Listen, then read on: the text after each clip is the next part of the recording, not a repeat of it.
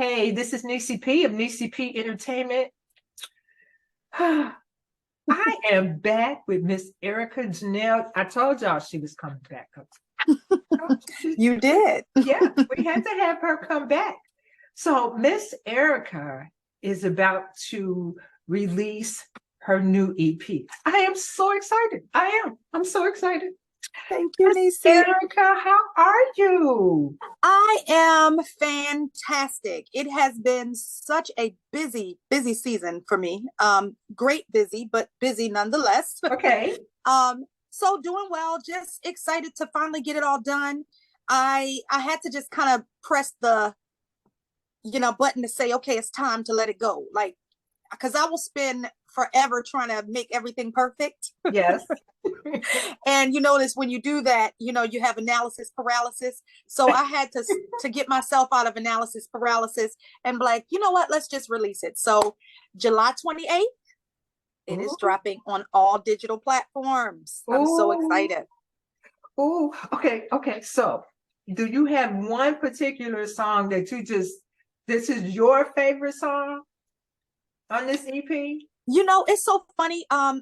So I'll tell you what my favorite is, but I'll tell you what everybody else's favorite is so far. Okay. My favorite is Let's Make Up, and many people haven't heard that one yet. Okay. And it talks about, basically, the trials and tribulations that you go through in a relationship, how, he might be slamming the door or walking away and not talking to you and ignoring you. But in reality, the real reason why he's doing those things or she is doing those things, it's because, there's, some, can you see me? I thought my video went out. Yeah. Okay. No, I see. Sorry about that. It's usually a reality of people doing, just having unmet needs. And instead of communicating that their needs are not being met, they portray their frustrations and their anger out in different ways. So that song kind of goes through that. And it talks about, we go back and forth and now you're slamming the door. But it's really only because you want me to show you some respect. And you don't think I'm showing you enough attention. So you're acting out. So basically, it's so relatable because I think we all do that. It's just human behavior. So that would be my favorite song. Okay. And that's just because I can relate to that. I know I've been through those situations where I've had those type of situations. Rather than communicate, just, slam the door or do whatever. Okay, so what is everybody else's favorite? Everybody else's favorite is Breaking Down. And that, of course, talks about, somebody that was basically caught cheating, but now he's still lying, talking about he didn't cheat.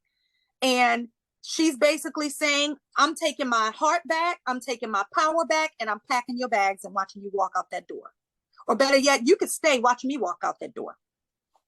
Okay, so I have a secret. Mm-hmm. That's my favorite song. That's everybody's favorite song. I mean, I've heard it, and I think the hook of it, everybody can relate to it, and they get into it, and by the time you're done, everybody's singing with you, and they know half the words. That's my favorite. Yeah, it's catchy, and I was told that was catchy. I was told, Let's Explore right there was catchy, but that's probably catchy for a different reason. Yeah, it is. Well, I've heard you do some of the songs, so I want to congratulate you and say I can't wait. I'm gonna have to do a little acapella for y'all if we have time.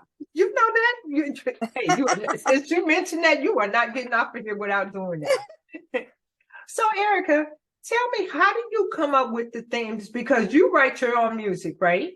Yes, I wrote it, I produced it, I mixed it, and I mastered it. So it's not perfect. I've never produced, I've never written, I've never mixed or mastered prior to this project. Wow. So, okay, we'll take one thing at a time. How do you come up with the themes that you do for your songs? So my Relationship Talks album is basically an accompaniment to my podcast. Okay. So my Relationship Talks with Erica Janell podcast. And my podcast, we talk about all of those things. We talk about breaking up. We talk about making up. We talk about fighting for your relationship, when it's time to let a relationship go. And so me being a life coach slash podcaster, it just kind of flows naturally for me. And then my own personal experiences in breaking up and taking my power back, all of those things are, it's just, it's not all my journey, but a lot of Okay. it is things that are a part of my journey. Okay. Breaking down, it's definitely a part of my journey, because I literally told somebody, I gave you my heart, you didn't know what to do with it, so I took it back. Okay. That works. So since this is your first one where you produced it and mastered it, what made you go that route? I just felt I'm a person that follows my intuition more than I do my brain sometimes. I follow my spirit guide on the Okay. inside. Okay. And I just felt like I could hear it. Like I can hear melodies in my head all the time as a singer. I heard the melodies breaking down. I wrote in like 10 minutes. Really? Yeah. Let's explore. I wrote in even less time. So you had the melody first, and then that's when you came up with the words, or was Actually, the I other made way the beat around? first. I made the beat first. I was just playing around in GarageBand one day. I was like, oh, that's a good beat. I like that. Because Okay. I have an ear. I have an ear for music. I've been in music my whole life, so I have a good ear for it. So I was able to kind of hear it, and I knew what I wanted to have the beat sound like. And then once I got the beat the way that I wanted it, I was like, okay, let's write some lyrics around it. It was And on that's from literally there. how I did it. Mm-hmm. So No rhyme or reason. how many songs are on the EP? So the EP is only 5 songs. I've written a total of 10. There's some other ones that I'm working on as we speak. Mm-hmm. I'm just releasing 5 for right now, just to kind of get people to know who I am, because a lot of people still don't know who Erica Janell is, and we've got to make that. We got to change that. Yeah, and I don't know why, but I figured out a lot of times, especially when you're first starting out and you're local, everybody Mm-hmm. knows you're local. It's just a matter Mm-hmm. of getting out past that locality. You know what I mean? It's interesting. My journey's been a little bit different. I have more of a following in Florida and in Oh yeah, Atlanta we love you and here. all of these places than I do in my own hometown, which is Maryland. The DMV area. Okay. So it's interesting. I do, weekly karaoke at this spot that I go to every week, and they know me there. And as a matter of fact, that's why I'll be doing my listening party on the 28th. Okay. But it's been challenging trying to get other venues to give me an opportunity. And it's funny, I always tell people, I have a running joke with one of my friends. I said, now wait till I blow up big like Beyonce. Now everybody gonna be like, ooh, can you come? I'm like, nope. You didn't want me when I didn't have the notoriety. You can't have me when I have it. Okay, I got you. I got you. So now you have been performing in different venues. Are you also performing in your area? Yes. So I am doing like I said, I'm doing the listening party on the day of the release. Okay. At a venue called Nottingham's Tavern, which is also where I do my karaoke. Okay. I'm also doing a fashion show the next day at another venue. And then the following week, I have this R&B showcase at another venue in District Heights, Maryland. So I'm excited. I'm still working on other venues. I have my staff helping me with that. I finally hired some people. Well, yeah, hired some people. Now I had to hire another person. But yeah, we're going to get what we need. Because I can't do it all. I will try. You know me, I will try. Yeah, but that was going to be my next question.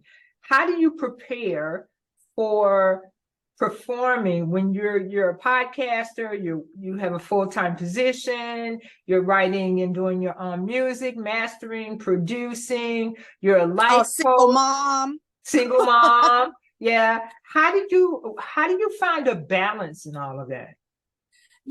People ask me that all the time. They're like, when do you sleep? I said, I do sleep, but sleep is not really, I'm a person that can function very well off of like 4 hours of sleep. I'm fully energized after 4 hours. I wish that was true. I maximize my time. I have to, because my main job is super demanding. I'm in leadership, so I have to be on top of everything and lead my team. Okay. Then when I get off of work, that's my time to put some energy into my projects. So I have a schedule that I follow with like posting the podcast and some of my content.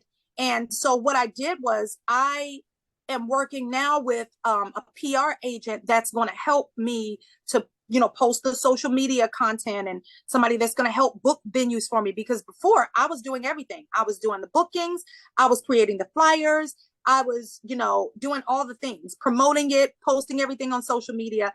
I was doing it all. And I got like, it was getting to the place of burnout really quickly for me, because Okay. my hands are already in so many pots. I run 3 businesses. I'm, you know, working HR full time. And if anybody knows how stressful HR can be, it's a Yeah. job. And then I am over HR. So it's a lot of pressure. So I was like, I'm feeling burnt out. So let me put myself on a schedule and let me relinquish some of this to other people. The challenge for me has been having people that I can rely and depend on, that take my passion and actually want to see me succeed to that same Right. level, because I know that what I'm going to put into it is going to be my everything, whereas somebody else won't necessarily put their everything into something that is not theirs. That is true. That is Yeah. true. Well, we're going to take a break, and we are going to be back with Miss Erica Janell and her new EP, which we are so excited. Yay! We'll be back Thank in a you. second.